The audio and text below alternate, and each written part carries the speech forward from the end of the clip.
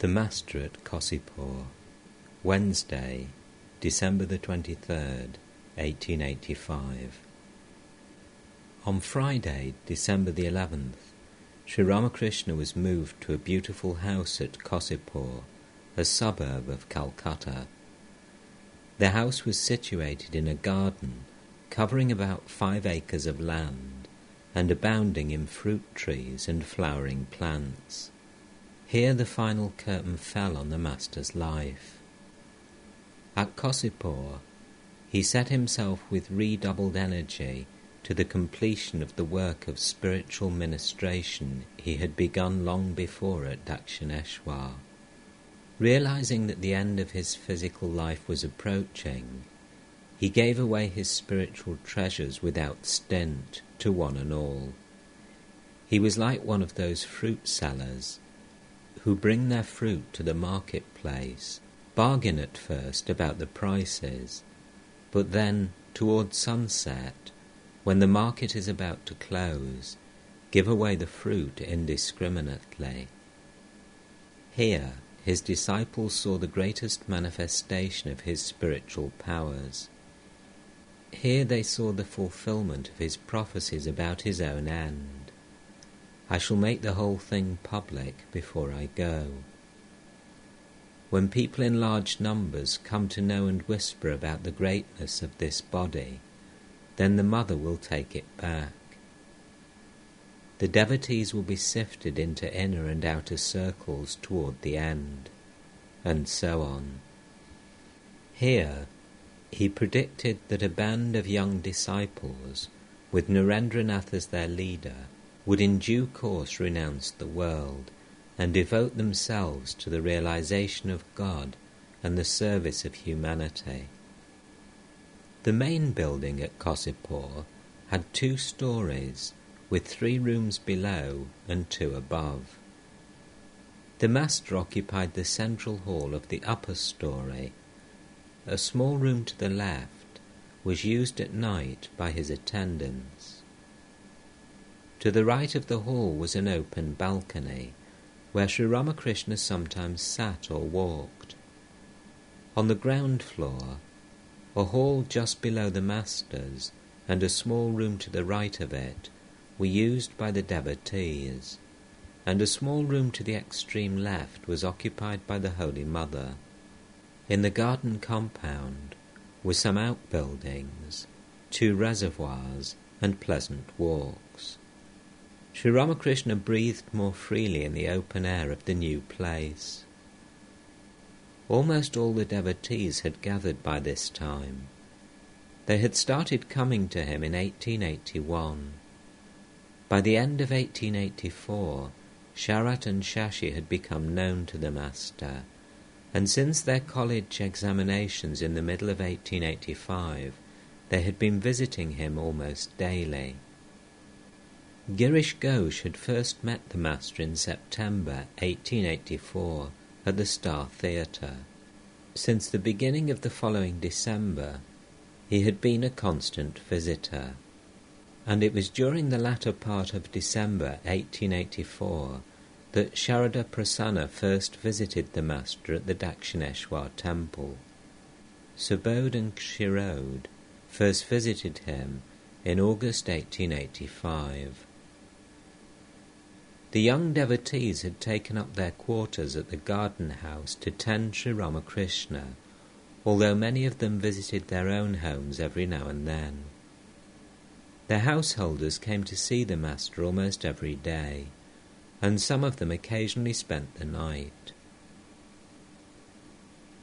On the morning of December the 23rd, Sri Ramakrishna gave unrestrained expression to his love for the devotees. He said to Niranjan, "You are my father. I shall sit on your lap." Touching Kalipada's chest, he said, "May your inner spirit be awakened." He stroked Kalipada's chin affectionately and said, "Whosoever has sincerely called on God or performed his daily religious devotions will certainly come here." In the morning, two ladies received his special blessing. In a state of samadhi, he touched their hearts with his feet. They shed tears of joy. One of them said to him, weeping, "You are so kind." His love this day really broke all bounds. He wanted to bless Gopal of Sinti and said to a devotee, "Bring Gopal here." It was evening. Sri Ramakrishna was absorbed in the contemplation of the Mother of the Universe. After a while he began to talk very softly with some of the devotees. Kali, Chunilal, M, Navagopal, Shashi, Niranjan and a few others were present. Master to M, "Buy a stool for me. What will it cost?" M, "Between 2 and 3 rupees. Master, if a small wooden seat costs only 12 annas, why should you have to pay so much for a stool? M, "Perhaps it won't cost so much." Master, "Tomorrow is Thursday. The latter part of the afternoon is inauspicious. Can't you come before 3 o'clock? M, "Yes, sir, I shall." Master, "Well, can you tell me how long it will take me to recover from this illness?" M, "It has been aggravated a little and will take some days." Master, "How long?" M, "Perhaps 5 to 6 months. Hearing this, Sri Ramakrishna became impatient, like a child, and said, "So long? What do you mean?" M, "I mean, sir, for complete recovery." Master, "Oh, that. I'm relieved. Can you explain one thing? How is it that in spite of all these visions, all this ecstasy and samadhi, I'm so ill?" M, "Your suffering is no doubt great, but it has a deep meaning." Master, "What is it?" M, "A change is coming over your mind. It is being directed toward the formless aspect of God. Even your ego of knowledge is vanishing." Master, "That is true. My teaching of others is coming to an end. I cannot give any more instruction. I see that everything is Rama himself. And sometimes I say to myself, whom shall I teach? You see, because I'm living in a rented house, many kinds of devotees are coming here. I hope I shall not have to put up a signboard like Shashadar or Krishna Prasanna Sen announcing my lectures. The Master and M laugh. M, there is yet another purpose in this illness. It is the final sifting of disciples. The devotees have achieved in these few days what they could not have realized by 5 years of tapasya. Their love and devotion are growing by leaps and bounds. Master, that may be true, but Niranjan went back home. To Niranjan, please tell me how you feel. Niranjan, formerly I loved you, no doubt, but now it is impossible for me to live without you. M, one day I found out how great these young men were.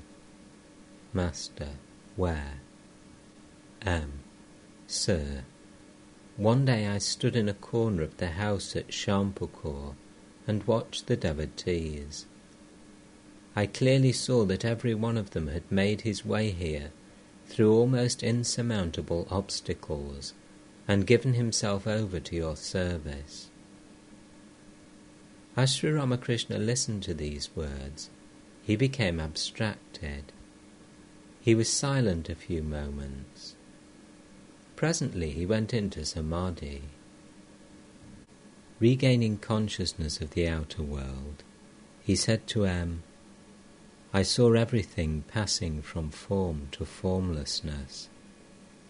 I want to tell you all the things I saw, but I cannot." Well, this tendency of mine toward the formless is only a sign of my nearing dissolution. Isn't that so? M, wonderingly, "It may be." Master, even now I'm seeing the formless, indivisible Satchidananda, just like that. But I have suppressed my feelings with great difficulty. What you said about the sifting of disciples was right. This illness is showing who belong to the inner circle and who to the outer. Those who are living here, renouncing the world, belong to the inner circle, and those who pay occasional visits and ask, "How are you, sir?" belong to the outer circle. Didn't you notice Bhavanath? The other day he came to Shampukur dressed as a bridegroom and asked me, "How are you?" I haven't seen him since. I show him love for Narendra's sake, but he is not in my thought any more. To M, when God assumes a human body for the sake of his devotees, many of his devotees accompany him to this earth. Some of them belong to the inner circle, some to the outer circle, and some become the suppliers of his physical needs. I experienced one of my first ecstasies when I was 10 or 11 years old, as I was going through a meadow to the shrine of Vishalakshi. What a vision! I became completely unconscious of the outer world. I was 22 or 23 when the Divine Mother one day asked me in the Kali temple, "Do you want to be Akshara?" I didn't know what the word meant. I asked Haladari about it. He said, "Kshara means Jiva, living being. Akshara means Paramatman, the Supreme Soul." At the hour of the evening worship in the Kali temple, I would climb to the roof of the kuti and cry out, "O devotees, where are you all? Come to me soon. I shall die in the company of worldly people." I told all this to the Englishmen. They said it was an illusion of my mind. "Perhaps it is," I said to myself, and became calm. But now it is all coming true. The devotees are coming. The Divine Mother also showed me in a vision the 5 suppliers of my needs. First, Mathur Babu, and second, Sambhu Malik, whom I had not then met. I had a vision of a fair-skinned man with a cap on his head. Many days later, when I first met Sambhu, I recalled the vision. I realized that it was he whom I had seen in that ecstatic state. I haven't found out the 3 other suppliers of my wants, but they were all of a fair complexion. Surendra looks like one of them. When I attained this state of God consciousness, a person exactly resembling myself thoroughly shook my Ida, Pingala, and Sushumna nerves. He licked with his tongue each of the lotuses of the 6 centres, and those drooping lotuses at once turned their faces upward, and at last the Sahasrara lotus became full-blown.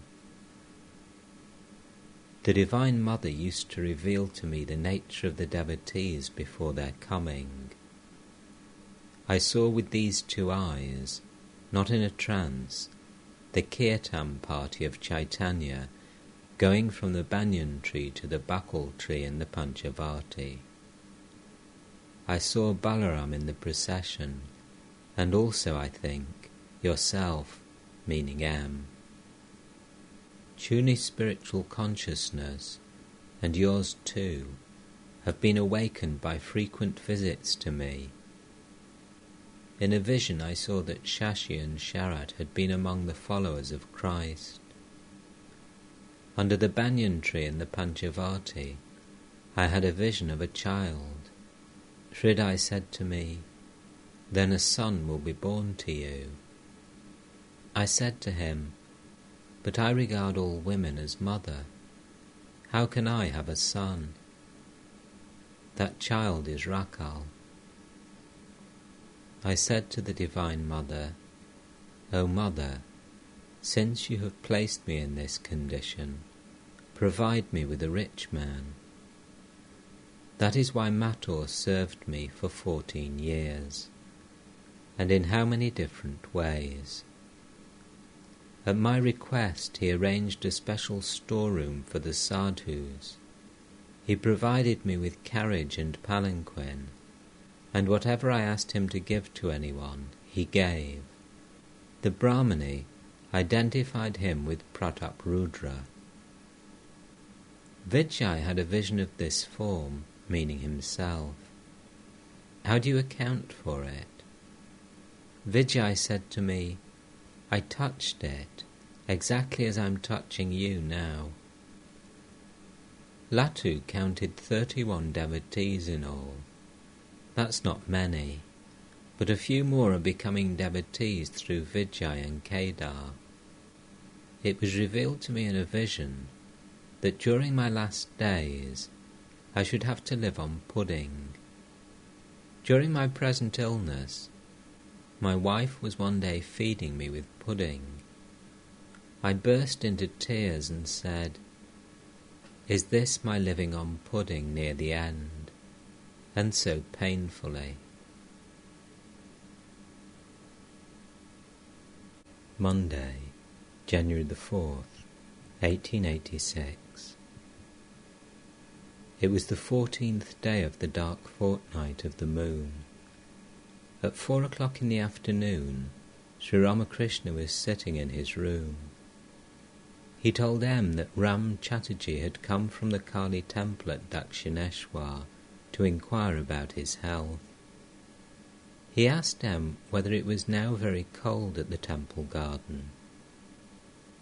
Narendra arrived. Now and then the master looked at him and smiled.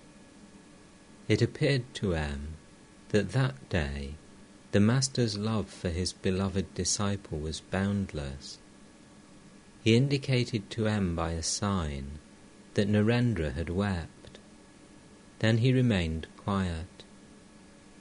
Again he indicated that Narendra had cried all the way from home. No one spoke. Narendra broke the silence. "Narendra, I have been thinking of going there today." "Master, where?" "Narendra, to Dakshineshwar. I intend to light a fire under the bel tree and meditate." "Master, no. The authorities of the powder magazine will not allow it. The Panchavati is a nice place. Many sadhus have practiced japa and meditation there, but it is very cold there. The place is dark too." Again for a few moments all sat in silence. Master, to Narendra, smiling, "Won't you continue your studies?" Narendra, looking at the master and M, "I shall feel greatly relieved if I find a medicine that will make me forget all I have studied." The elder Gopal, who was also in the room, said, "I shall accompany Narendra." Kalipada Ghosh had brought a box of grapes for Sri Ramakrishna. It lay beside the master. The master gave Narendra a few, and poured the rest on the floor for the devotees to pick up. It was evening. Narendra was sitting in a room downstairs. He was smoking and describing to M the yearning of his soul. No one else was with them. Narendra: I was meditating here last Sunday, when suddenly I felt a peculiar sensation in my heart. M: It was the awakening of the Kundalini. Narendra: Probably it was. I clearly perceived the Ida and the Pingala nerves. I asked Hazra to feel my chest. Yesterday I saw him, meaning the Master, upstairs, and told him about it. I said to him, all the others have had their realization. Please give me some. All have succeeded. Shall I alone remain unsatisfied? M: What did he say to you? Narendra: He said, why don't you settle your family affairs first and then come to me? You will get everything. What do you want? I replied, it is my desire to remain absorbed in samadhi continually for 3 or 4 days, only once in a while coming down to the sense plane to eat a little food. Thereupon he said to me, you are a very small-minded person. There is a state even higher than that. All that exists art thou. It is you who sing that song. M: Yes, he always says that after coming down from samadhi, one sees that it is God himself who has become the universe, the living beings, and all that exists. The Ishvara Kotis alone can attain that state. An ordinary man can at most attain samadhi, but he cannot come down from that state. Narendra: He, the Master, said, settle your family affairs and then come to me. You will attain a state higher than samadhi. I went home this morning. My people scolded me, saying, why do you wander about like a vagabond? Your law examination is near at hand, and you are not paying attention to your studies. You wander about aimlessly. M: Did your mother say anything? Narendra: No. She was very eager to feed me. She gave me venison. I ate a little, though I didn't feel like eating meat. M: And then? Narendra: I went to study at my grandmother's. As I tried to read, I was seized with a great fear, as if studying were a terrible thing. My heart struggled within me. I burst into tears. I never wept so bitterly in my life. I left my books and ran away. I ran along the streets. My shoes slipped from my feet. I didn't know where. I ran past a haystack and got hay all over me. I kept on running along the road to Kosipur. Narendra remained silent a few minutes and then resumed. Narendra: Since reading the Viveka Chudamani, I have felt very much depressed. In it, Shankaracharya says that only through great tapasya and good fortune does one acquire these 3 things: a human birth, the desire for liberation, and refuge with a great soul. I said to myself, I have surely gained all these 3. As a result of great tapasya, I have been born a human being. Through great tapasya again, I have the desire for liberation, and through great tapasya, I have secured the companionship of such a great soul. M. Ah. Narendra. I have no more taste for the world. I do not relish the company of those who live in the world, of course with the exception of 1 or 2 devotees. Narendra became silent again. A fire of intense renunciation was burning within him. His soul was restless for the vision of God. He resumed the conversation. Narendra to M. You have found peace, but my soul is restless. You are blessed indeed. M. did not reply but sat in silence. He said to himself, Sri Ramakrishna said that one must pant and pine for God. Only then may one have the vision of Him. Immediately after dusk, M. went upstairs. He found Sri Ramakrishna asleep.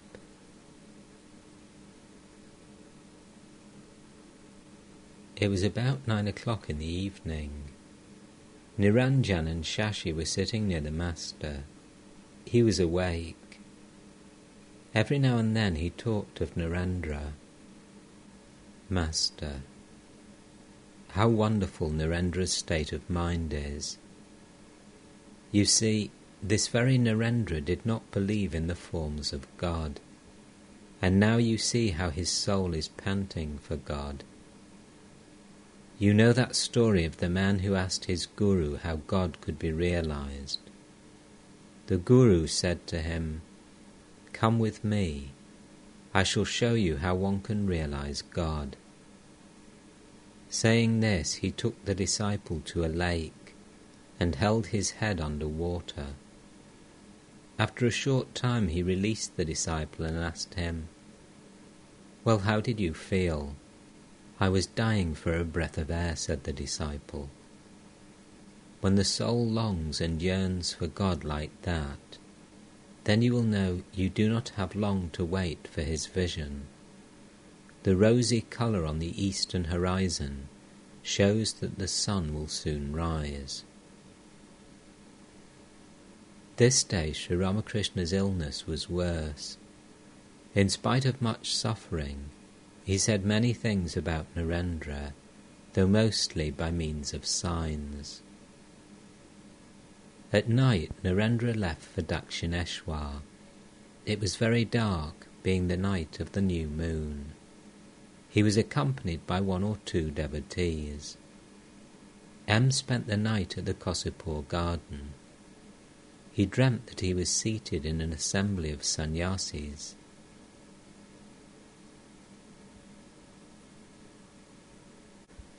Tuesday, January the 5th, 1886. Sri Ramakrishna was sitting on his bed and talking to M. No one else was in the room. It was about 4 o'clock in the afternoon. Master. If Shirode makes a pilgrimage to Gangasagar, then please buy a blanket for him. M. Yes, sir. Sri Ramakrishna was silent a few minutes. Then he continued, Master, well, can you tell me what is happening to these youngsters? Some are running off to Puri, and some to Gangasagar. All have renounced their homes. Look at Narendra. When a man is seized with the spirit of intense renunciation, he regards the world as a deep well, and his relatives as venomous cobras. M. Yes, sir. Life in the world is full of suffering. Master. Yes.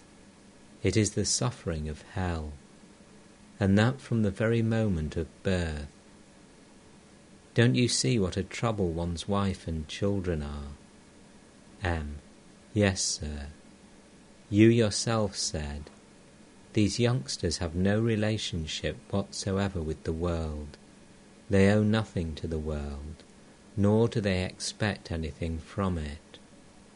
It is the sense of obligation that entangles a man in the world.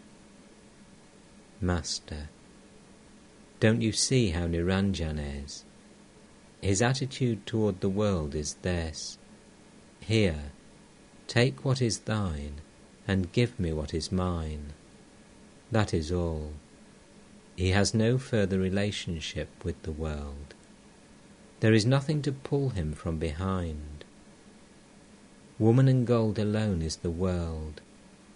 Don't you see that if you have money you want to lay it by? M burst out laughing. Sri Ramakrishna also laughed. M. One thinks a great deal before taking the money out. Both laugh. But once you said at Dakshineshwar that it is quite different if one is able to live in the world free from the three gunas.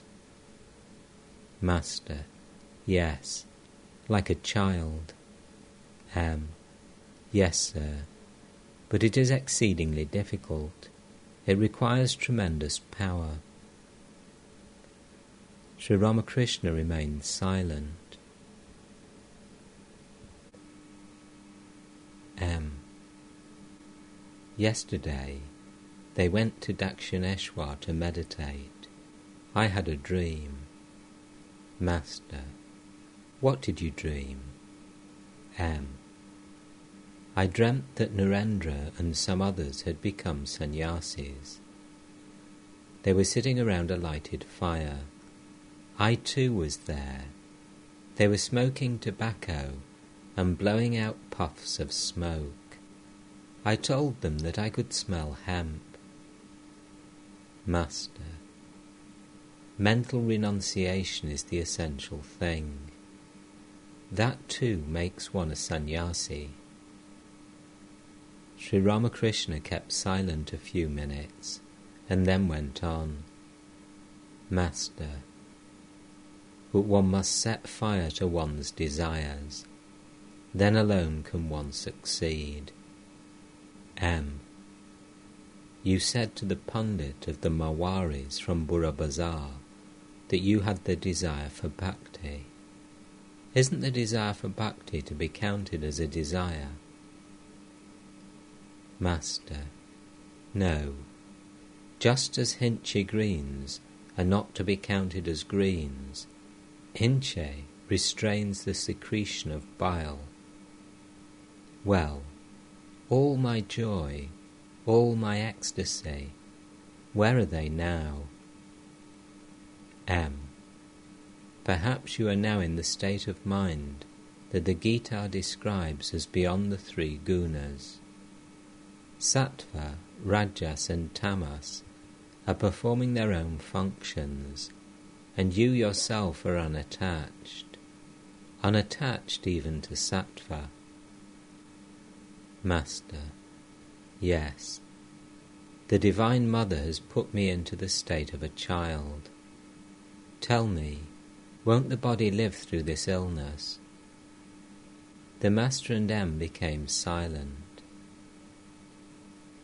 Narendra entered the room.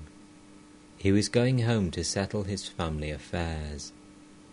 Since his father's death, Narendra had been in great distress about his mother and brothers. Now and then they had been threatened with starvation. Narendra was the family's only hope. They expected him to earn money and feed them. But Narendra could not appear for his law examination. He was passing through a state of intense renunciation. He was going to Calcutta that day to make some provision for the family. A friend had agreed to lend him 100 rupees. That would take care of the family for 3 months. Narendra, I am going home. To M. I shall visit Mahima Charan on the way. Will you come with me? M did not want to go. Looking at M, Sri Ramakrishna asked Narendra, why? Narendra, I am going that way. so I shall stop at Mahima's place and have a chat with him." Sri Ramakrishna looked at Narendra intently. "Narendra, a friend who comes here said he would lend me 100 rupees. That will take care of the family for 3 months. I'm going home to make that arrangement." Sri Ramakrishna remained silent and looked at M. M to Narendra, "No, you go ahead. I shall go later."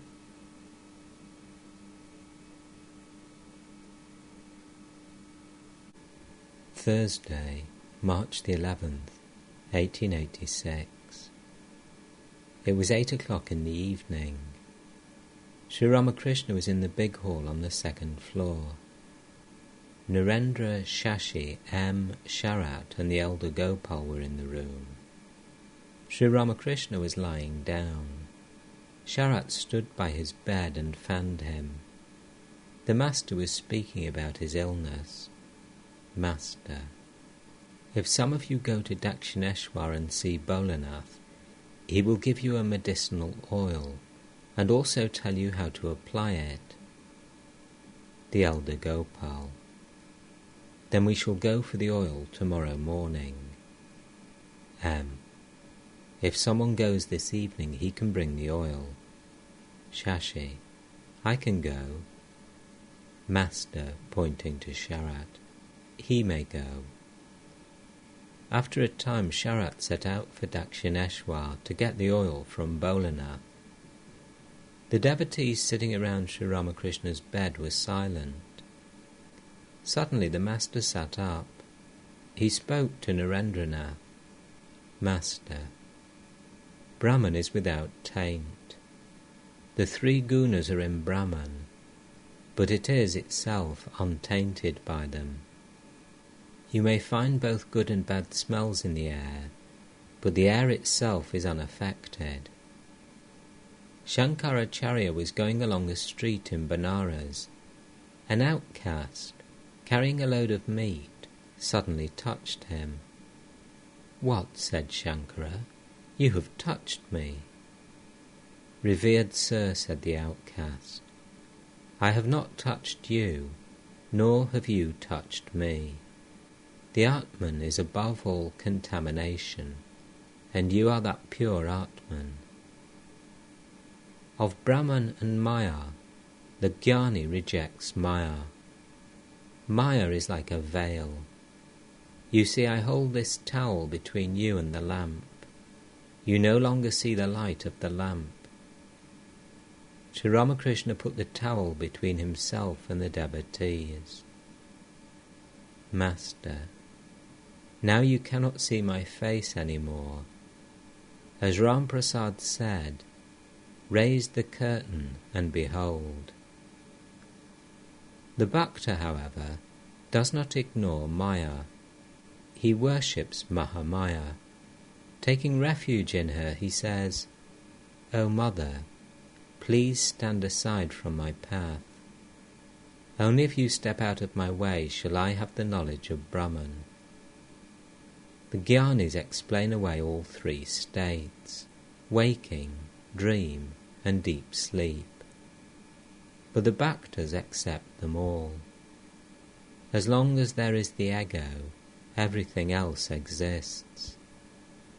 So long as the I exists, the Bhakta sees that it is God who has become Maya, the universe, the living beings, and the 24 cosmic principles. Narendra and the other devotees sat silently listening. "Master, but the theory of Maya is dry."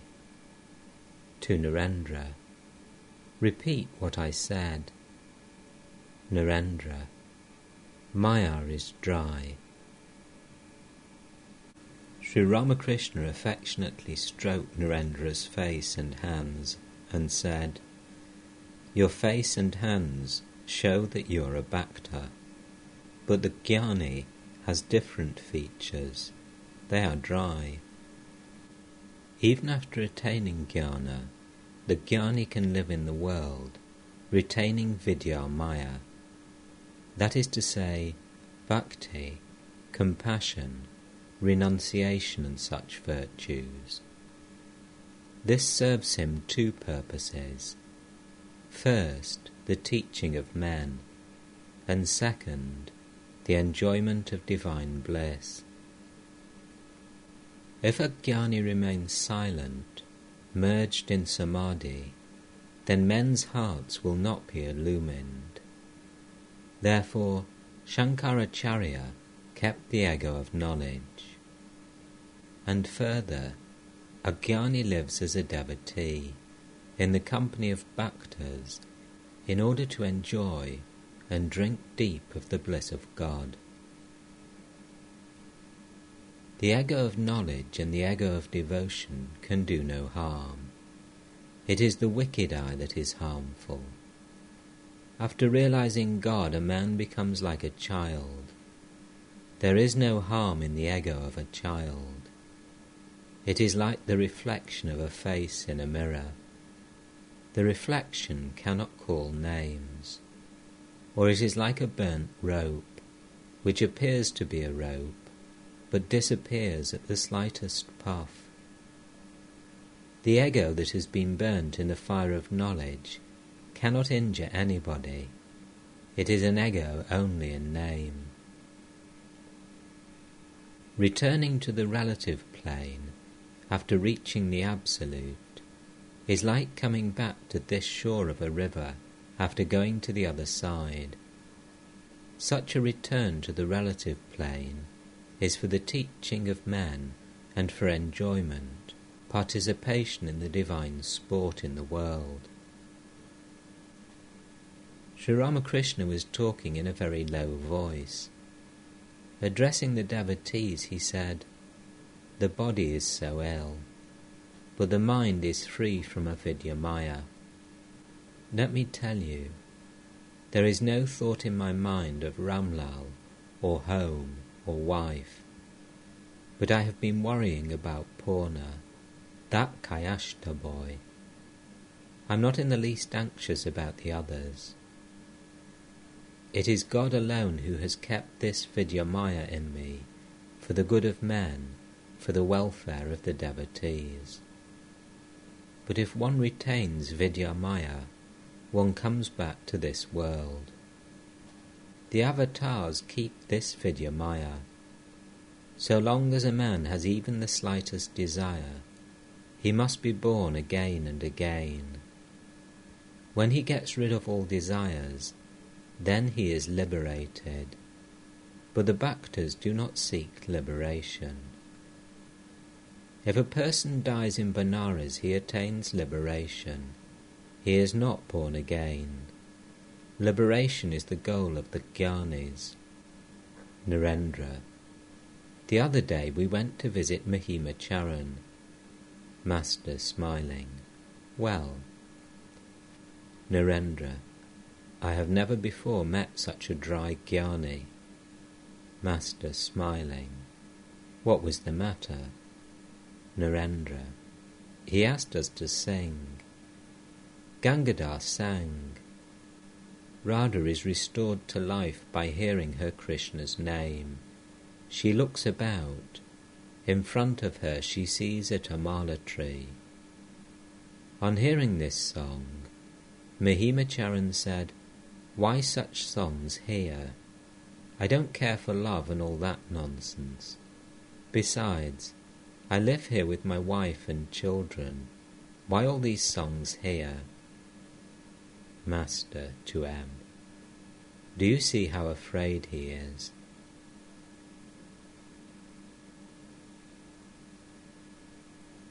Sunday, March the 14th, 1886. Sri Ramakrishna sat facing the north in the large room upstairs. It was evening. He was very ill. Narendra and Rakal were gently massaging his feet. M sat nearby. The master, by a sign, asked him too to stroke his feet. M obeyed. The previous Sunday, the devotees had observed Sri Ramakrishna's birthday with worship and prayer. His birthday the year before had been observed at Dakshineshwar with great pomp, but this year, on account of his illness, the devotees were very sad, and there was no festivity at all. The Holy Mother busied herself day and night in the Master's service. Among the young disciples, Narendra, Rakal, Niranjan, Sharat, Shashi, Baburam, Yogin, Latu and Kali had been staying with him at the garden house. The older devotees visited him daily, and some of them occasionally spent the night there. That day, Sri Ramakrishna was feeling very ill. At midnight, the moonlight flooded the garden, but it could wake no response in the devotees' hearts.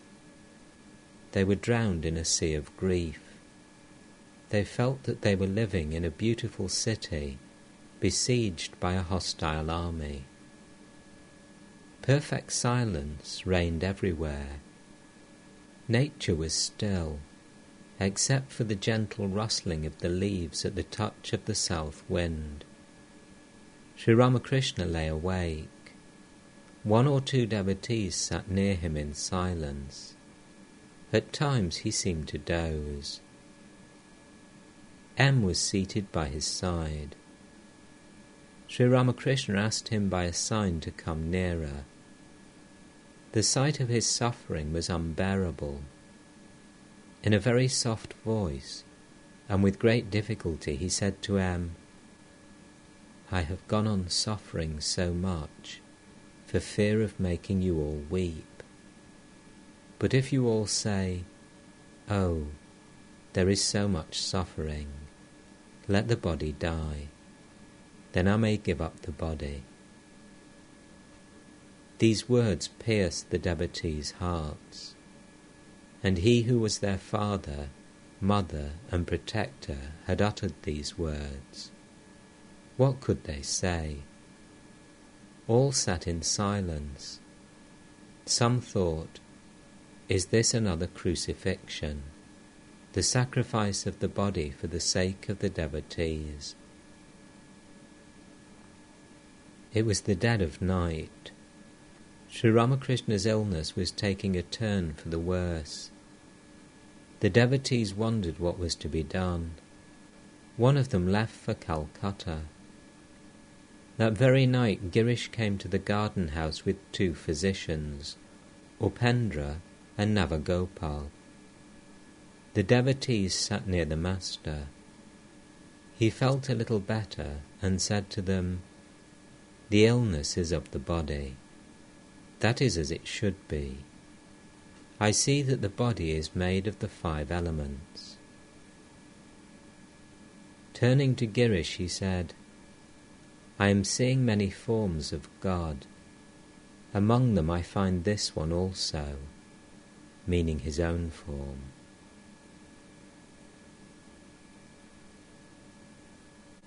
Monday, March the 15th, 1886.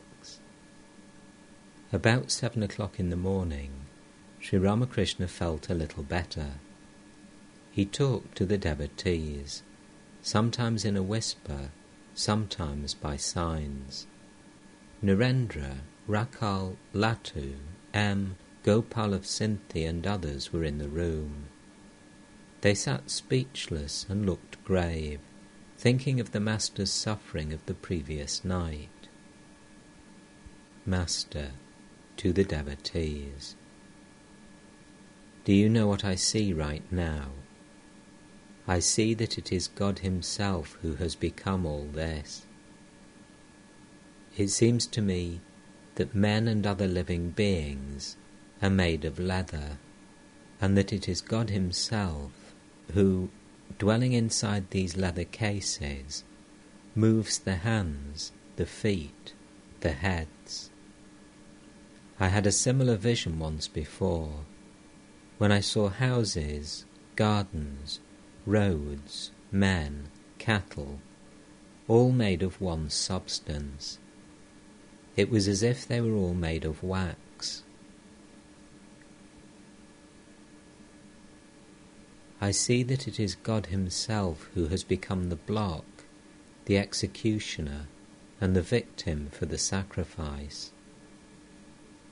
As he describes this staggering experience, in which he realizes in full the identity of all with the one being, he is overwhelmed with emotion and exclaims, "Ah, what a vision!" Immediately, Sri Ramakrishna goes into samadhi. He completely forgets his body and the outer world. The devotees are bewildered. Not knowing what to do, they sit still. Presently the Master regains partial consciousness of the world and says, "Now I have no pain at all. I am my old self again."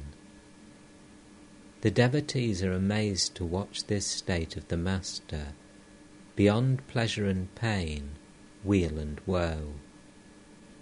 He casts his glance on Latu and says, "There is Latu."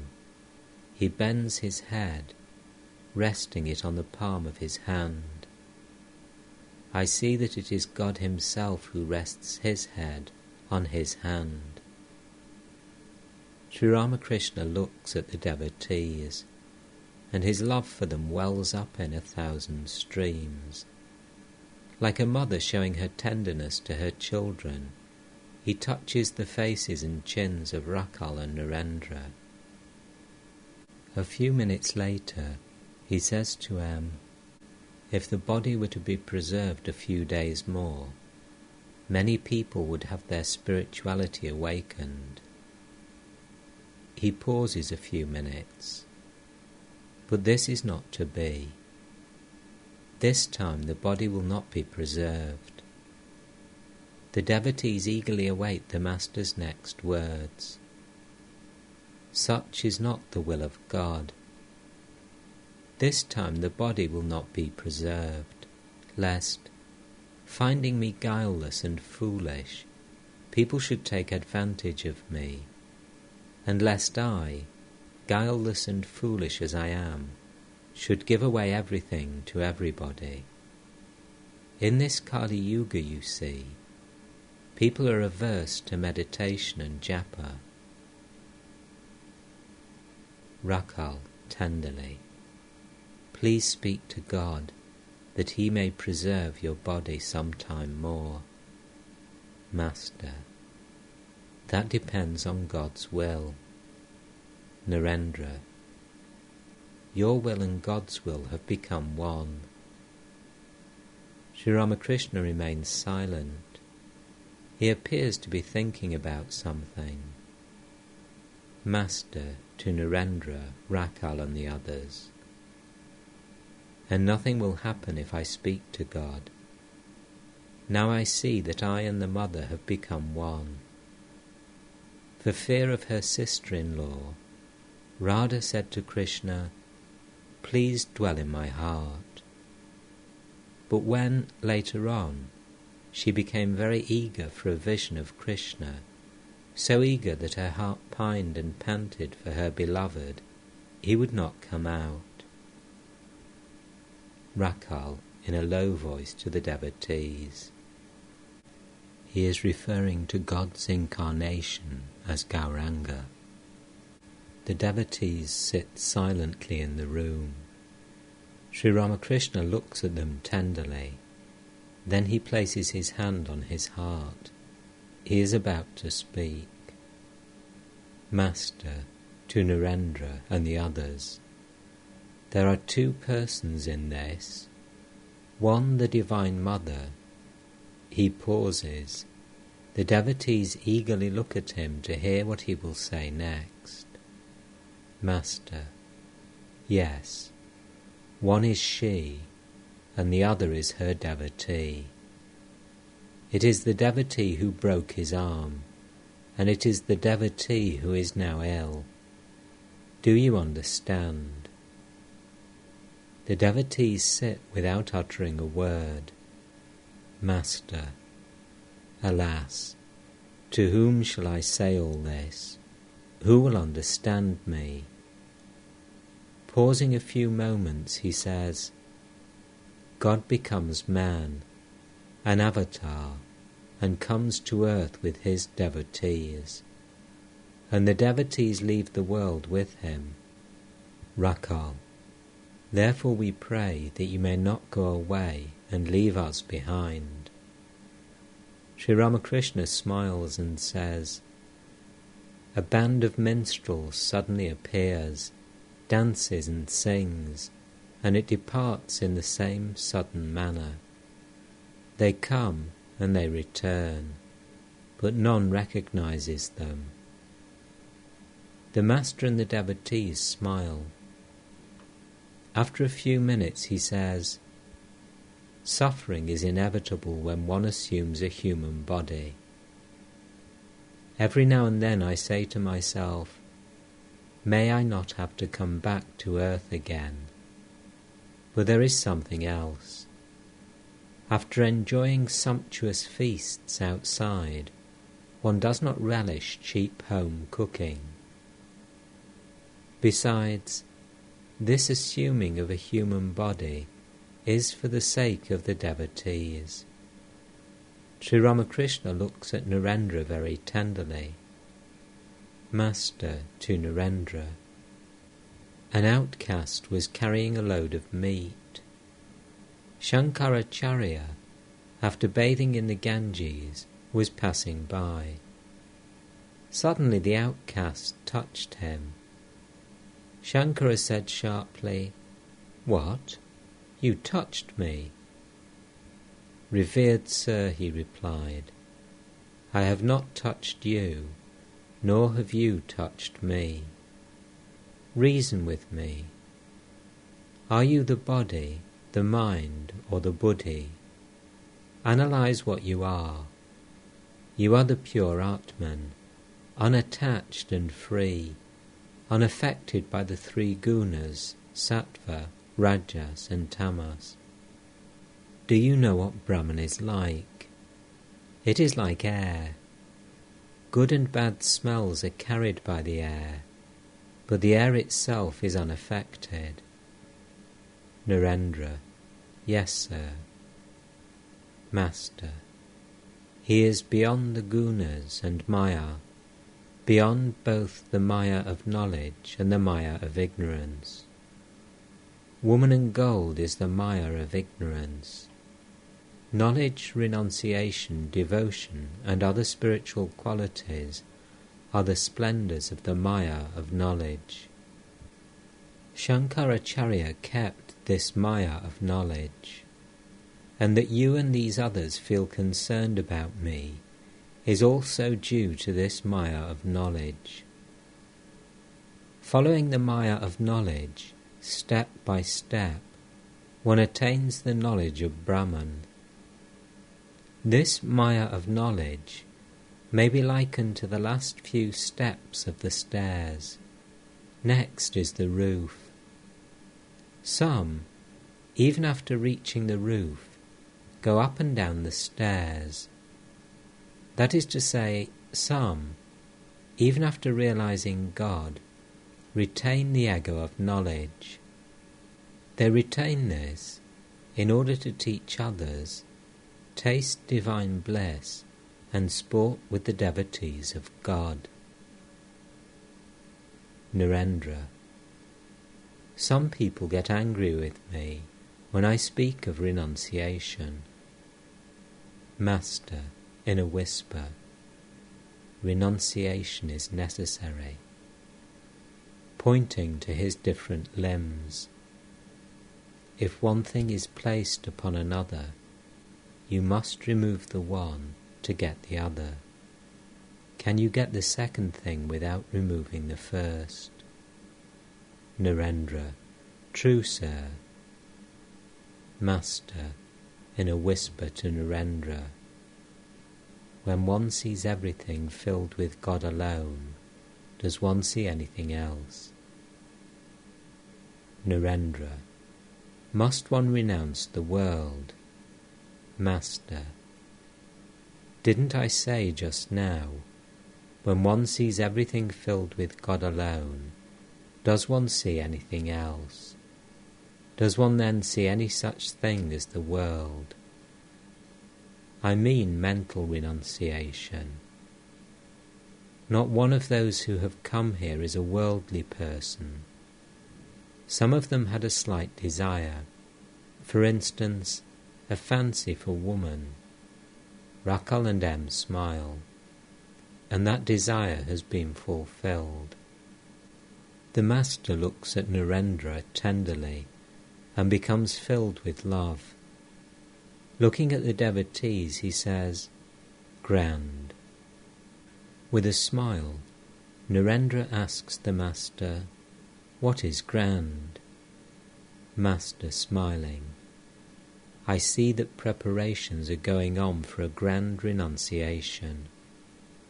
Narendra and the devotees look silently at the Master. Rakal resumes the conversation. Rakal smiling to the Master, "Narendra is now beginning to understand you rather well." Sri Ramakrishna laughs and says, "Yes, that is so. I see that many others, too, are beginning to understand." To M, "Isn't that so?" M, "Yes, sir." Sri Ramakrishna turns his eyes to Narendra and M, and by a sign of his finger draws the attention of the devotees to them. He first points out Narendra and then M. Rakal understands the Master's hint and says to him with a smile, "Don't you mean that Narendra has the attitude of a hero, and he, meaning M, that of a handmaid of God?" Sri Ramakrishna laughs. Narendra smiling to Rakal, "He, meaning M, doesn't talk much and is bashful. Is that why you say he is a handmaid of God?" Master smiling to Narendra, "Well, what do you think of me?" Narendra, "You are a hero, a handmaid of God, and everything else." These words fill Sri Ramakrishna with divine emotion. He places his hand on his heart and is about to say something. He says to Narendra and the other devotees, "I see that all things, everything that exists, have come from this." He asks Narendra by a sign, "What did you understand?" Narendra, "All created objects have come from you." The Master's face beams with joy. He says to Rakal, "Did you hear what he said?" Sri Ramakrishna asks Narendra to sing. Narendra intones a hymn. His mind is full of renunciation. He sings, "Unsteady is water on the lotus petal, just as unsteady is the life of man. One moment with a sadhu is the boat that takes one across the ocean of this world." Narendra has hardly finished one or two lines when Sri Ramakrishna says to him by a sign, "What are you singing? That is a very insignificant attitude, a very commonplace thing." Now Narendra sings about the love of Krishna, impersonating one of his handmaids. How strange, O friend, are the rules of life and death. The youth of Braja has fled away, and this poor maid of Braja soon will die. Madhava is in love with other maids more beautiful than I. Alas, he has forgotten the milkman's artless daughter. Who would ever have guessed, dear friend, that he, a lover so tender, so divine, could be a beggar simply for outward charm? I was a fool not to have seen it before, but carried away by his beauty, I yearned alone to hold his 2 feet to my breast. Now I shall drown myself in the Yamuna's stream, or take a draught of poison, friend, or I shall bind a creeper round my neck, or hang myself from a young tamala tree, or failing all of these, destroy my wretched self by chanting Krishna's name. Sri Ramakrishna and the devotees are greatly moved by the song. The master and Rakal shed tears of love. Narendra is intoxicated with the love of the gopis of Braja for their sweetheart, Sri Krishna, and sings, O Krishna, beloved, you are mine. What shall I say to you, O Lord? What shall I ever say to you? Only a woman am I, and never fortune's favourite. I do not know what to say. You are a mirror for the hand, and you are the flower for the hair. O friend, I shall make a flower of you, and wear you in my hair. Under my braids I shall hide you, friend. No one will see you there. You are the betel leaf for the lips, the sweet collyrium for the eyes. O friend, with you I shall stain my lips, with you I shall paint my eyes. You are the sandal paste for the body, you are the necklace for the neck. I shall anoint myself with you, my fragrant sandal paste, and soothe my body and my soul. I shall wear you my lovely necklace, here about my neck, and you will lie upon my bosom, close to my throbbing heart. You are the treasure in my body, you are the dweller in my house. You are to me, O Lord, what wings are to the flying bird, what water is to the fish.